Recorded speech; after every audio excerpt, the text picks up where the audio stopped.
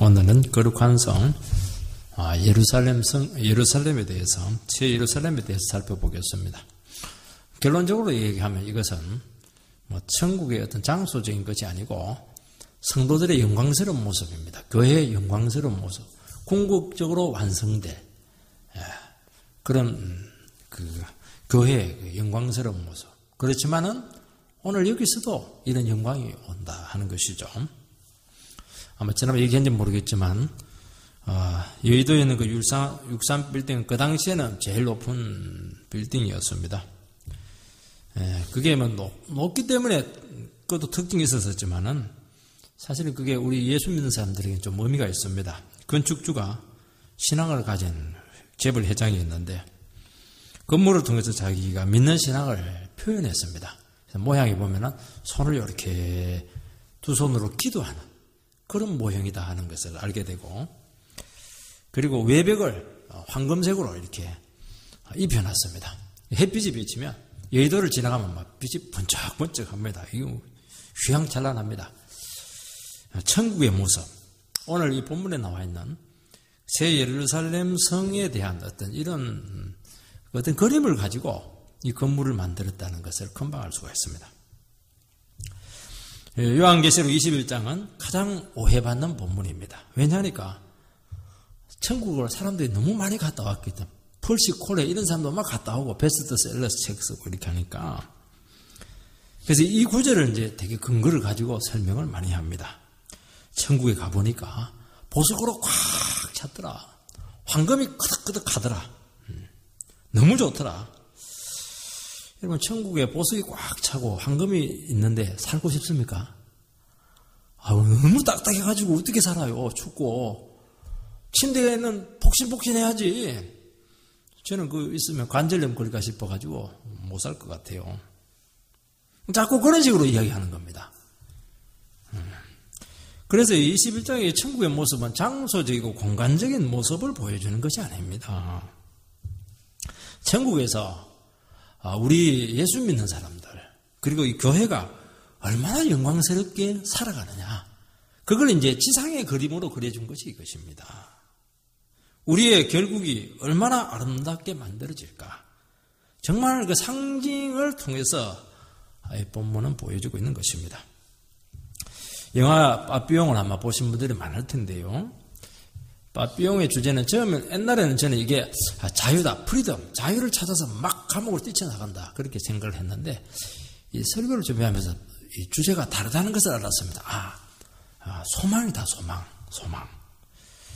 나에게는 소망이 있다는 것입니다. 그걸 어떻게 알았냐니까, 이 사람이 이제 억울하게 감옥에 들어가게 되었는데 너무 문제를 일으키니까 지하 감옥이 아니야, 독방에 딱 빛도 없는데 가둬놨습니다. 한 번씩 이제 한 줄기 빛이 쫙 비칩니다. 그러면 이 죄수가 그냥 얼굴을 펴면서 확 이렇게 합니다. 되게 절망을 하면 고개 숙이고 피할 텐데, 구석으로 갈 텐데 빛을 향해서 막 얼굴을 갖다 댑니다. 이 사람은 빛을 통해서 소망을 본 것이죠. 그러고 나서 뭐합니까? 옆에 바퀴벌레 가니까 탁 잡아가지고 입에 집어넣었습니다. 살아야 되니까.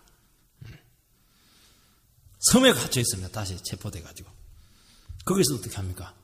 야자수 껍질을 묶어가지고 결국 조류를 타고 절벽을 뛰어내려서 결국에는 탈출해 가서 참 위대하게 살았다. 이게 이제 빠삐용인데, 이 사람이 거기서 살아남을 수 있는 삶의 동력이 뭐냐니까 소망이죠, 소망.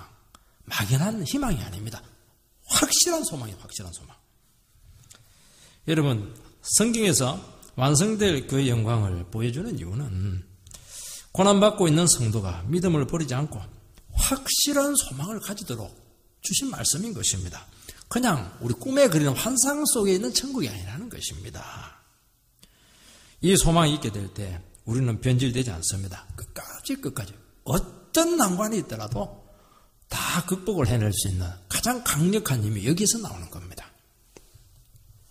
첫 번째는 어린 양의 신부로서의 교회의 모습입니다. 성경에 보면 다양한 교회 이름들이 나옵니다. 근데 본문에서는 신부로서의 모습이 나옵니다. 신부하면 무엇이 생각납니까? 아름답다, 거룩하다, 깨끗하다, 순결하다. 이게 우리 속에 당장 연상이 될 것입니다. 9절 10절 말씀을 해보면 7 대접을 가지고 마지막 7 재앙을 담은 7 천사 중 하나가 나와서 내게 말하여 이르되 이리 오라. 내가 신부 곧 어린 양의 아내를 네게 보이리라 하고 성령으로 나를 데리고 크고 높은 산으로 올라가 하나님께로부터 하늘에서 내려오는 거룩한 성 예루살렘을 보이니. 거룩한 성 예루살렘을 아주 구체적으로 묘사를 하고 있습니다. 이게 대 장소나 공간 개념이 아니라고 분명히 얘기했습니다. 이것은 뭐냐니까 교회나 성도들의 모습입니다. 이 신부가 등장을 하는데 이 신부는 누구의 아내냐? 어린 양의 아내 되니까 우리 위해서 죽으신 어린 양 대신 예수님의 아내입니다. 신부는 우리가 21장 2절에 보면 뭐라고 되어 있냐니까 신랑을 위해서 단장을 하더라 그렇게 되어 있습니다. 신부에서 제일 중요한 것은 단장하는 것입니다. 이게 이제 영어로 하면 코스메틱, 화장하다는 거죠. 화장. 여기서 나왔습니다. 원래는 굉장히 능동적인 그런 뜻을 가지고 있습니다. 신랑 대신 예수 그리스도를 위해서 아주 능동적이고 역동적으로 자기를 잘 꾸미고 단장한다는 것입니다. 신부를 생각하게 될 때는 참 소극적인 의미도 다 속옷이 앉아있는 그런 소극적인 이미지를 가지고 있는데 실제 내용으로 들어가면 굉장히 적극적입니다. 굉장히 전투적이고 정말 목숨을 건 어떤 그런 정신이 그 안에 딱 들어있습니다. 어떤 정신이 들어있습니까? 나는 한 남자만을 사랑한다. 나의 인생 전체를 한 남자에게 나는 다 줬다. 헌신했다. 나는 한 남자만 만족하고 의지하고 살겠다. 참 이 위대한 것이 어디에 있습니까? 이 세상에 어디에 있습니까? 이것은. 그 결혼을 안 하는 사람들은 불행해요. 어느 누가 나를 위해서 밥 해주고 빨래 해주고 애 낳아주고 다 해줍니까? 남자들 그걸 몰라요. 굉장히 적극적인 겁니다, 이게. 그거 싫어하면 시집을 가지 말아야 됩니다. 그러니까 이 신부라고 하는 개념 속에는 주님만 바라보고 그분에게만 나는 딱 포함되겠다는 겁니다. 그 신부가 가장 중점적으로 해야 될 일은 신랑에게 잘 보이기 위해서 취하로 단장합니다. 제가 한 번씩 이제 결혼식 주례를 종종 합니다. 근데 어떤 신부는 참 드레스가 너무 어울리는데 어떤 신부는 이 드레스를 너무 참 민망해서 이렇게 할 때가 참 많습니다. 결혼을 하려고 했으면 자기 몸을 드레스에 맞춰야지.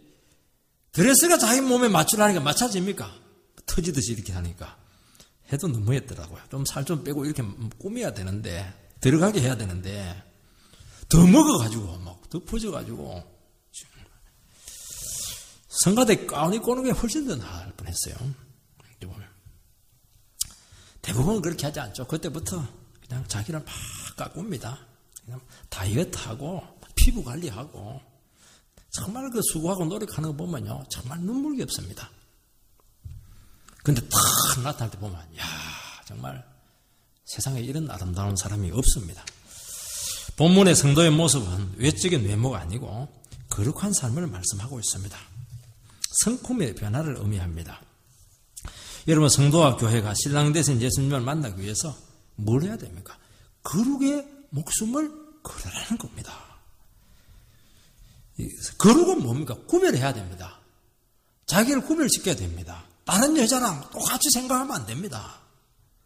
세상과 구별되고 죄를 거부하고 오직 주님만을 의지하면서 믿음으로 살아가는 것이 거룩한 겁니다.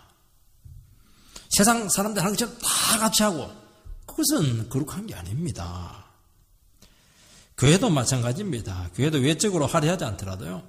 말씀과 성령으로 이 거룩한 공동체를 만들어야 됩니다.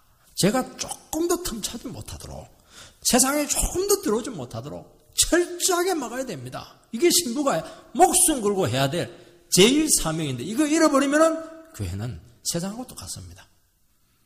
갑자기 음녀로 딱 바뀝니다. 그래서 이 세상에서는 초라하게 보일 수 있습니다.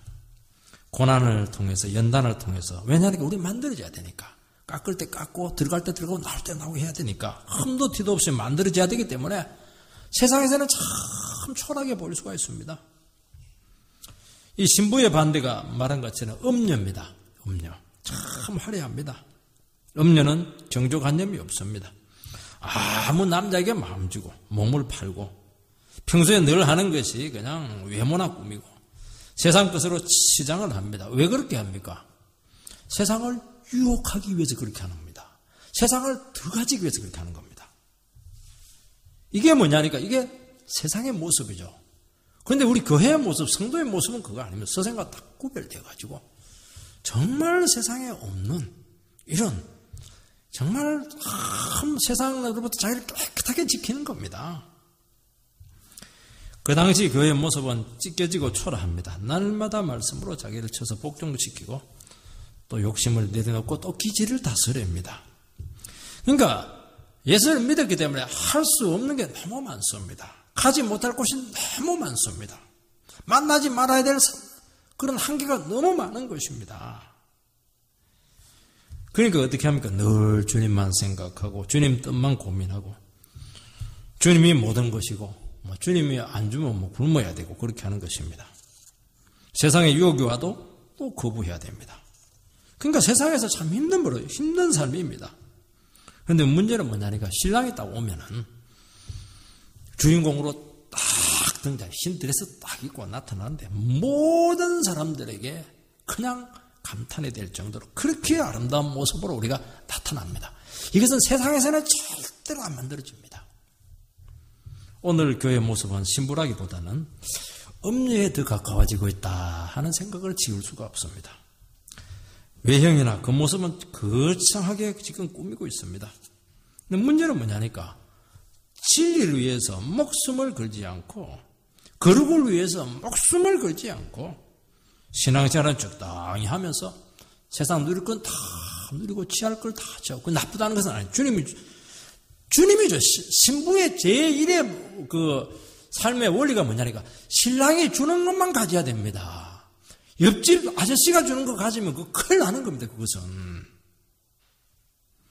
자기가 다 가집니다.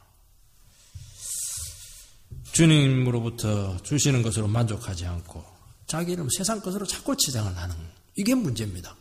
교회 보니까 내가 언제 그 교회 그거 줬냐고 언제 내가 그거 하라고 했냐고 주님 앞에 맞을 성도들 맞을 교회들 많습니다.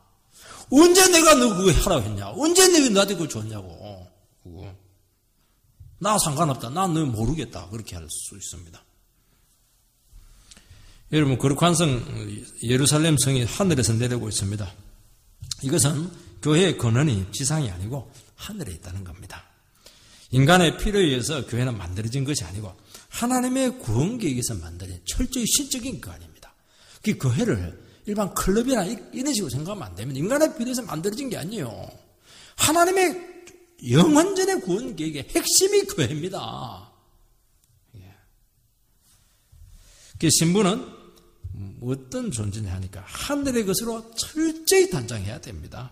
하늘의 기쁨, 평화, 하나님이 주시는 말씀, 성령의 은혜 이런 것들로 철저히 만들어져야 됩니다. 앞으로 주님의 신부로 나타날 사람은 누구겠습니까? 하나님께로부터 새롭게 만들어진 새로운 인류입니다. 그래서 자연인은 절대로 안 됩니다. 스스로 훌륭하게 되신 분들이 있습니다. 스스로 참 인격을 닦아가지고 고매하신 그런 분들이 계세요. 참 존경이 돼요. 신부 아닙니다. 참 어느 누구도 해내지 못한 영웅적인 사람들이 있습니다. 그거 절대로 신부 아닙니다. 어느 누구도 가지 못한 막강한 권력을 가진 사람들이 있습니다. 참 사람들로부터 막 추앙받는 인기인들이 있습니다. 아무 상관없습니다. 이것은 전부 다 가짜 신부입니다. 참 신부는 뭐냐? 고난과 핍박 가운데서 연단받아서 제약이 깨끗이 씻겨진 영혼들, 하나님 말씀 앞에서 흠도 티도 없이 만들어진 따듬어진 딱 그 사람이 신부입니다. 오직 주님께만 소망을 두고 주님이 주시는 것으로만 가지고 살아왔던 그 믿음의 영혼들, 그 영혼들이 주님의 참 신부로 나타나게 될 것입니다. 내 욕심대로 안 살고 주님이 이끄시는 대로 살아옵니다. 이들은 세상에서는 궁색할 수도 있고 또 불쌍할 수 있는데 그것 때문에 절대로 눈물 흘리지 않습니다. 내가 좀 못 사는 거, 또 이런 것들 눈물 안 흘립니다. 뭘 눈물 흘립니까? 내가 또 신랑 되신 주님 앞에서 깨끗하지 못했구나. 내가 이렇게 죄가 많구나. 내가 이렇게 허물이 많구나. 이것 때문에 참 마음이 괴롭고 마음이 편치가 못하고 이것 때문에 참 눈물 흘리는 사람들입니다. 교회는 오직 하나입니다. 이 교회에 저 교회가 있는 것이 아닙니다. 말씀 때문에 연단받고 거룩하게 만들어진 이 공동체가 위대한 공동체고 이것은 하나님의 구원계획의 핵심입니다. 그거는 규모하고 아무 상관이 없습니다. 아무 상관이 없습니다. 이게 안 되는 것은 그냥 사람들이 그냥 모여있는 무리에 불과한 것이지 하나님의 신부들의 공동체가 절대로 아니다고 성경은 분명히 말하고 있습니다. 11절 말씀을 보면 하나님의 영광에서 그 성의 빛이 지극히 귀한 보석 같고 벽옥과 수정같이 맑더라. 신부의 특징이 나옵니다. 참 하나님의 영광이 있습니다. 천국은 귀한 보석으로 만들어졌다고 하면 아까도 얘기한 것처럼 안 됩니다. 보석은 교회가 보석입니다. 교회 안에 있는 성도님 한 분 한 분들이 보석입니다. 몸무게가 큰 사람은 좀 큰 보석, 몸무게가 작은 사람은 좀 작은 보석, 나이가 드신 분들은 좀 늙은 보석, 호박 보석인가, 젊은 사람들은 또 뭐 싱싱한 수정과 같은 보석. 성도들 한 분 한 분들을 보면요, 안에 보석이 꽉 차 있습니다. 교회는 뭡니까? 보석이 꽉 차 있는 성도들이 모여있는 보석이니까 뭐 보석 천지입니다. 이게 교회 안에는 달리 필이 잘 안 와서 문제인데 돈으로 계산해야만 필요합니다. 정말 얼마나 하나님의 영광이 찬란하게 빛나겠습니까? 한 번씩 기질이 나타나서 그렇죠. 정말 우리는 대단한 겁니다. 완성된 천국이 되면 모든 성도들은 영광의 광채로 빛나게 될 것입니다. 지금도요, 말씀을 의지하고 믿음으로 살아가는 영혼들 속에 보석 같은 영광이 언뜻 나타납니다. 여러분, 성도님 한 분 한 분들이 너무 귀한 겁니다. 얘기 들어보면요, 정말 이 사람 너무 보석 같은 부분이 있고요, 너무 귀한 부분이 있고요, 내가 도무지 따라갈 수 없는 특별한 부분이 있습니다. 그 사람에게 있느냐? 나에게도 있고 우리 모두에게 다 있는 겁니다. 서로에 대해서 너무 놀라는 겁니다. 내가 당신 때문에 도전을 받는다고, 당신 때문에 내가 썩지 않는다고, 당신 때문에 힘을 얻는다고. 교재 보면 막 꽉 차 있습니다. 그래서 저는 절대로 검은 빵을 가지 않습니다. 왜냐하면 돈도 없을 거니와 그거 아무 필요 없어요. 필요 없는 것은 아니지만은 그거 의미 별로 없습니다. 왜냐하니까 교회가 보석 상자이기 때문입니다. 교회 들면 눈이 막 멀어버립니다. 대화 중에 하나님의 영광의 빛이 문득 밖으로 나옵니다. 함께 모여 예배 드릴 때요, 그곳에 하나님의 영광이 그 무리들 가운데 꽉 차게 됩니다. 그러면 사람은 간 곳 없고 그곳에 주님만 탁 드러나게 되는데 무슨 생각이 듭니까? 나는 여기 예배 드리다가 그냥 천국 가도 좋겠다. 이런 심령이 돼야 되는 겁니다. 하나님의 영광이 함께하는 곳에 기적이 일어나고 능력이 임하게 되고, 하나님이 함께하는 곳에 사탄을 물리칠 수가 있고 병을 고치고 기도응답이 나타나게 되고, 이게 실제적으로 하나님께서 창세전에 계획했던 교회의 모습이라는 것을 말씀하고 있는 것입니다. 여기 보면 지극히 귀한 보석, 극상품의 보석. 우리는 다이아몬드다 이렇게 할 텐데요, 다이아몬드가 아닙니다. 이 세상에 없는 보석입니다. 그게 뭡니까? 성경에서는 이것을 하나님의 돌이다 그렇게 말을 합니다. 하나님의 돌이 무엇이죠? 진리에 대한 깨달음이죠. 하나님의 너무 특별한 성품들입니다. 은혜와 거룩, 이게 뭐냐니까 지극히 귀한 보석이라는 것입니다. 두 번째는 새 예루살렘 성의 기초가 나타납니다. 12절 14절을 보면 크고 높은 성곽이 있고 12문이 있는데 문에 12천사가 있고 그 문들 위에 이름을 썼으니 이스라엘 자손 12지파의 이름들이라. 동쪽의 세문, 북편의 세문, 남편의 세문, 서편의 세문이니 그 성의 성곽은 12기초석이 있고 그 위에 어린 양의 12사도와 12이름이 있더라. 참 복잡하게 나옵니다. 이 성은 크고 높은 성곽이 있고 사방으로 12개의 문이 있는데 사방으로 4개 12천사가 지키고 있습니다. 천사가 지키니까 아무나 들어올 수 없습니다. 자격이 있는 자만 그 성에 들어갈 수가 있습니다. 자격이 있는 자가 누굽니까? 문에 보면 동서남북으로 되어 있고 방향마다 세 문으로 되어 있는데 그러니까 한 면마다 세 지파의 이름이 새겨져 있습니다. 이것은 이제 성 안에 들어가려고 하면은 이스라엘 12지파 안에 포함되어야 된다는 겁니다. 이방인들도 얼마든지 하나님의 백성 구약에서 될 수 있었습니다. 근데 자연의 신분으로는 못 들어갑니다. 반드시 이스라엘 12지파 안에 포함되어서야 들어갈 수가 있습니다. 이전의 신분들, 특권들, 자랑들 이것을 가지고는 들어갈 수가 없습니다. 그리고 자기 마음대로 딴 지파 만들어가지고 엉뚱한 곳에 이렇게 만들고 그렇게 하면 안 됩니다. 여러분 구약에서 이방인 중에서 하나님의 백성이 된 자들이 많았는데 12지파 안에 신실하게 소속이 되어야 됩니다. 그래서 하나님은 성전에서 제사를 받을 때 그 12지파 가운데 성전이 있었습니다. 어떻게 했냐니까 진설병의 떡이 이렇게 진설이 되어 있었습니다. 12개의 떡인데 딱 하나로 만들어져 있습니다. 그래서 이스라엘 백성들은 12지파지만 한 덩어리가 돼서 하나님께 바쳐진 존재라는 것을 말씀하는 것입니다. 따로 받지 않았습니다. 하나로 같이 주님께서는 한 덩어리로 받았다는 것입니다. 그래서 하나님께서 만든 이 교회, 성령의 공동체에 들어가게 하면 어떻게 해야 됩니까? 사회적인 신분들, 세상적인 지위들, 나의 그 자랑들 이거 가지고는 못 들어갑니다. 어떻게 해야 됩니까? 떡이 돼야 됩니다. 떡 되려면 어떻게 해야 되죠? 그냥 쌀을 그냥 으깨어 버려야 됩니다. 그리고 가루로 만들어야 됩니다. 그거 갖고 안 됩니다. 반죽을 해가지고 삶아가지고 넣어가지고 매로 막 쳐버려야 됩니다. 그것도 삶아가지고 반죽하면은 어떻게 됩니까? 뗄래야 뗄 수 없는 한 덩어리 떡이 딱 만들어집니다. 원래 형체가 없어져 버립니다. 이게 뭐냐니까 이게 하나님의 거룩한 공동체 안에 들어갈 수 있는 자격입니다. 그러니까 자기 자신이 말씀과 성령으로 철저하게 부인되고 깨어져야 됩니다. 세상적인 친분들, 혈연적인 어떤 그런 관계들, 사회적인 관계들 이런 것들을 가지고 못 들어갑니다. 이거 없어져야 됩니다. 내가 죽어야 되고 그 공동체 안에 신실하게 포함될 수가 있습니다. 나는 특별하고 있거니 그러면 안 됩니다. 튕겨져 나가요. 참 놀라. 혹시 모르고 넣었더라도 그냥 자동적으로 튕겨져 나갑니다. 내 체험들, 내 특권들 이런 것들이 있으면 절대로 못 들어갑니다.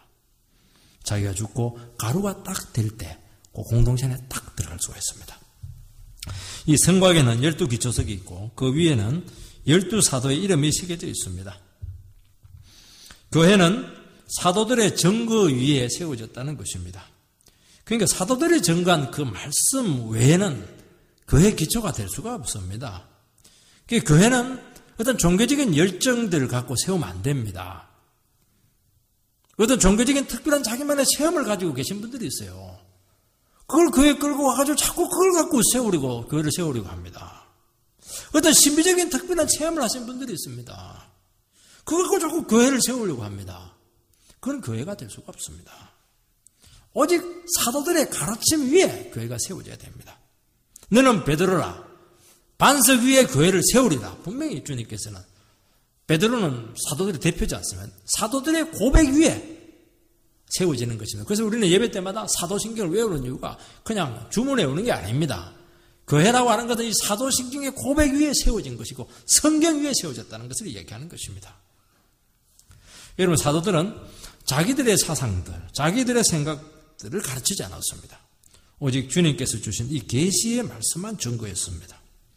아무리 은혜스러운 가르침이라도 성경 말씀에 기초한 것이 아니면 절대로 들어갈 수가 없습니다. 여러분 12사도의 기초서기에 12지파에 12문이 있습니다. 그러니까 12사도가 기초를 바치고 있고 그 위에 이스라엘의 구약의 12지파가 그 위에 세워져 있습니다. 그 문이 좀 문으로 세워져 있습니다. 여러분 구약에서 성전은 하나님의 영광이 항상 함께 있었던 것은 아닙니다. 이스라엘 백성들이 자꾸 죄를 가지고 오면은 세케나 영광이 떠나버립니다. 그래 에스겔서에 보면 하나님의 영광이 떠났다가 막 회개하고 이렇게 하니까 다시 돌아오는 내용이 나옵니다.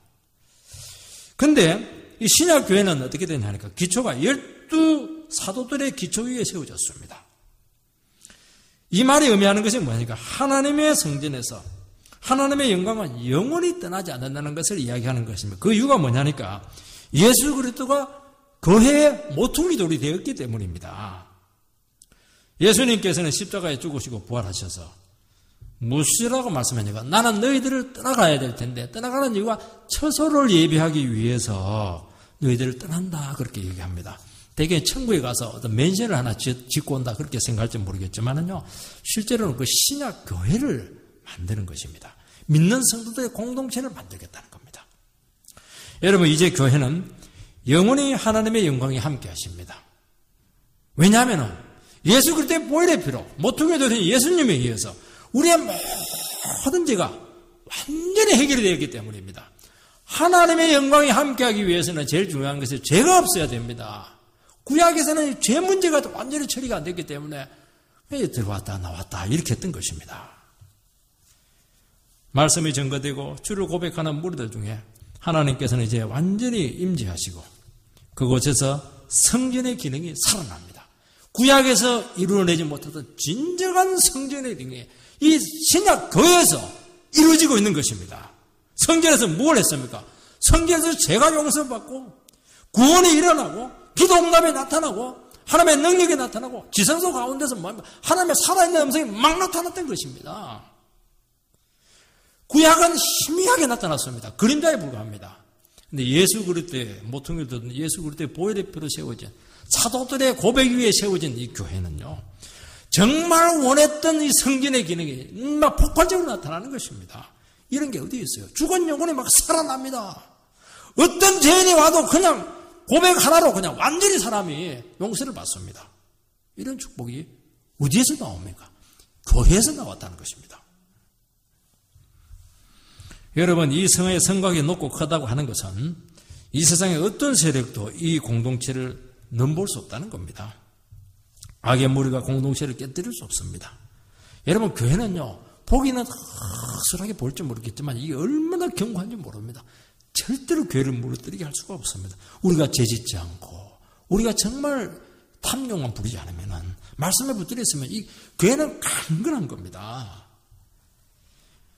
왜냐하면 예수 그리스도의 보혈의 피로 세워진 이 공동체 안에 있으면 철저히 보호가 됩니다. 가장 안전합니다. 제가 여러분들에게 분명히 말하지만은요, 교회 외에 다른 곳에 한번 가보시기 바랍니다. 아무리 좋은 거 가서 친척 집에 가도요, 안전하지 않습니다. 금방 오고 싶어요. 교회는 그렇게 안전해요. 교회는 그렇게 평화로워요. 여기 있으면요, 마음이 그냥 불안도 다 없어지게 되고, 여기 있으면 막 그냥 천국입니다, 천국. 제일 안전한 공동체가 교회입니다. 어떤 경우는요, 가정보다 더 안전해요. 그래서 가정이 막 시끄럽게 이렇게 할 때는요, 자녀들이 교회 와서 여기서 다 그냥 체험을 받고 갑니다.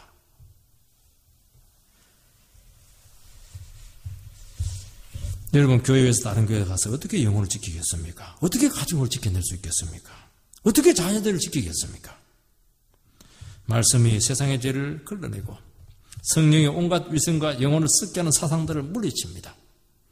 예배를 드릴 때마다 말씀과 성령으로 우리는 완전히 목욕을 하기 때문에 영혼이 깨끗하게 살아나게 되는 것입니다. 세상에 이런 공동체가 이 세상에 어디에 있습니까? 가정에서도 그게 되겠어요. 가정도 타락합니다. 가정 안에서 죄 많이 짓습니다. 막 싸우고 난리예요. 어디에서 우리가 살아납니까? 교회에서 살아나는 겁니다. 교회에서. 그래서 교회가 죽어버리면 다 죽는 겁니다. 가정 죽고 자녀들 다 죽고 미래 없어요. 사회 그야말로 어둠에 빠지게 되어 있는 것입니다. 교회가 이렇게 영광스럽다는 것을 말씀하고 있는 것입니다. 여러분, 이곳에 들어올 수 있는 문은 12개나 있고 사방으로 열려 있습니다. 누구든지 마음만 먹으면 들어올 수 있고 풍성한 교제를 나눌 수가 있습니다. 조건이 하나 있습니다. 내 자랑, 내 공로 딱 내려놔야 됩니다. 주를 고백하기만 하면 됩니다. 주님이 나의 구세주가 되고 저는 죄인이었습니다. 그 고백만 하기만 하면은 천국 문은 그대로 열립니다. 자기 거 다 들고 들어가고 자기 자랑 다 들고 들어가면 한순간에 막혀버립니다. 참 100% 예수 그리스도의 공로에 의해서만 들어갈 수가 있는 것입니다. 세 번째는 왕성된 교회 모습이 나타납니다. 성경에 주님이 성전을 청량하는 내용이 나옵니다. 청량을 한다, 청량을 합니다. 그것은 주님은 교회가 얼마나 말씀의 기준에 멀어져 있고 하나님의 뜻에 일치하는가 벗어나는가 하는 것을 수시로 체크를 한다는 것입니다. 대개 이렇게 청량을 하는 이유는 교회를 바로잡고 교정하기 위해서입니다. 딱 청량을 했는데 삐뚤이 나갔습니다. 우리 토지 청량할 때도 그렇지 않습니까? 타면 이렇게 수정하지 않습니까? 한편 에스겔서에서는 성전 청량하는 내용이 나오는데 환상으로 나옵니다. 그것은 미완성의 모습이고 밑그림이에요. 설계도입니다. 환상으로 주었기 때문에 그 에스겔서에서 나와 있는 그 성전 청량한 것이 뭐냐니까 이 교회입니다. 신약교회. 그 밑그림 설계도가 신약교회 예수 그리스도를 통해서 만들어진 교회에서 성취가 된 것입니다. 그런데 이 본문에 나오는 이 청량은 이 교회가 완전히 완성되었다는 것을 이야기하는 것입니다. 설계도에 따라서 확실하게 완전하게 제대로 되었는가 하는 것을 청량하는 것입니다. 하나님의 구원 계획이 완성되었다는 것입니다. 여러분, 하나님의 백성들이 완전히 거룩한 게 되었을 때 이것이 하나님의 청량 기준에 딱 맞는 겁니다. 하나님께서는 이제 교회와 온전한 교제 가운데 들어갈 수 있게 되었고 그들과 영원히 함께 할 수 있게 되었던 것입니다. 왜냐하니까 하나님 목적에 딱 맞았습니다.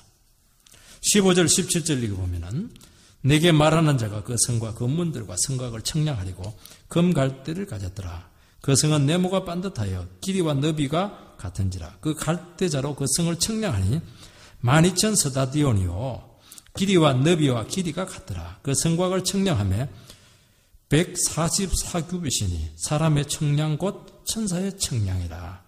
참 계시록은 상징이라 가지고 참 어렵습니다. 거룩한 성을 이제 청량을 합니다.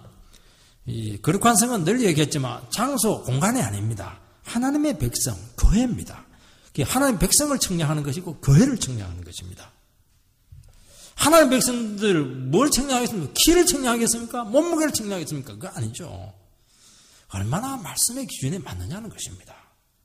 얼마나 거룩해졌느냐, 얼마나 성숙해졌느냐, 얼마나 하나님의 뜻에 맞느냐, 그리고 얼마나 안전하게 보호되었느냐 하는 것을 청량을 한다는 것입니다. 이 청량자가 보니까 이 금갈대자로 되어 있습니다. 그 당시에 이 금으로 무엇을 청량한다고 하는 것은 어떤 계획과 목적에 딱 맞다, 하나님의 계획과 목적에 딱 맞다는 것입니다. 그 청량한 목적이 이루어진 것입니다. 하나님의 의도대로 하나님의 목적에 의해서 한치도 오차이 없이 완성이 된 것입니다. 이 성의 길이와 높이와 넓이가 동일합니다. 완전 정육각형, 정방형이죠. 그리고 한 그 길이가 2,000 스타디온, 이 킬로로 이제 환산을 하면 한 2,400km, 2,400km 정도. 그게 이제 길이, 높이, 너비 이렇게 만들어지니까 엄청난 그 공간이 있다는 것을 알게 됩니다. 성벽이 이제 144규빗인데 70m입니다. 아니, 성은 이렇게 2,400km나 높은데 벽은 왜 이렇게 70m밖에 안 되나? 그렇게 할 필요가 없고요. 두께로 보면 두께. 성벽의 두께가 한 70m 정도 되니까 엄청나죠. 너무너무 큰 것입니다. 여러분, 구원받은 성도가 충분히 들어갈 수 있고 우리가 생각하는 것 이상으로 많은 영혼들이 이 거룩한 성 안에 들어가 있다는 것을 의미합니다. 하나님의 구원에 의해서 있어서 보편성을 잘 보여주고 있습니다.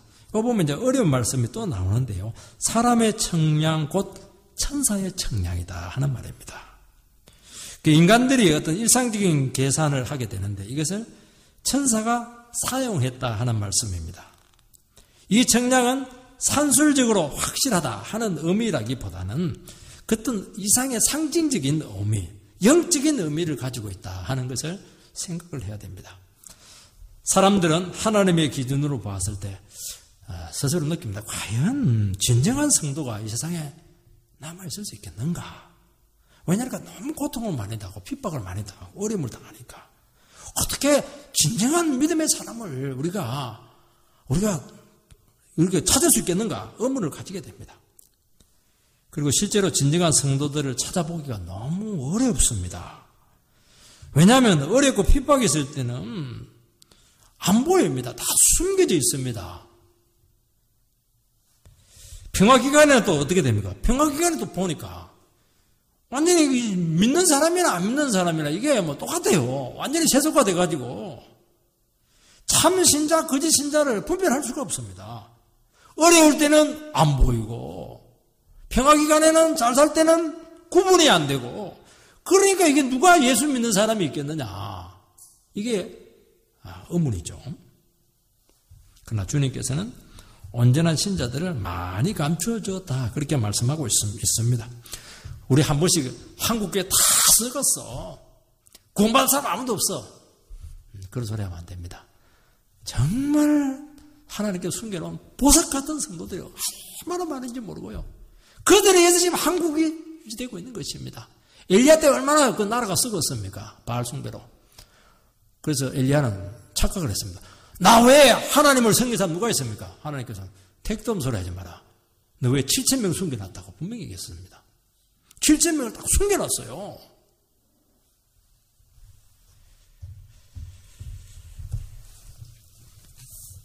특히 성의 모습이 장방형입니다. 장방형이라고 하는 것은 지성소를 연상을 시킵니다. 이것은 하나님이 지성소에 임재하셨듯이 이제 교회에 충만하게 거하셔서 성도들과 함께 완전히 밀착된 풍성한 교제를 나눌 것을 보여주고 있습니다.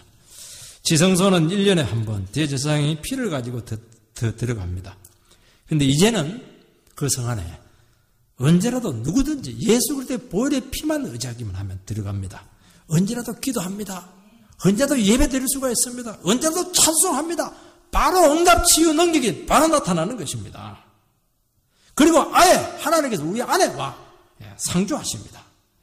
내가 천국입니다. 내가 성전입니다. 내가 죄를 용서 선포하면 용서가 됩니다. 내가 기도해주면 그 사람에게 기도가 응답이 됩니다. 이 아브라함에게 주신 너의 축복이 거론이 되겠다는 그 축복이 사실은 우리를 통해서 이루어지게 됐던 것입니다.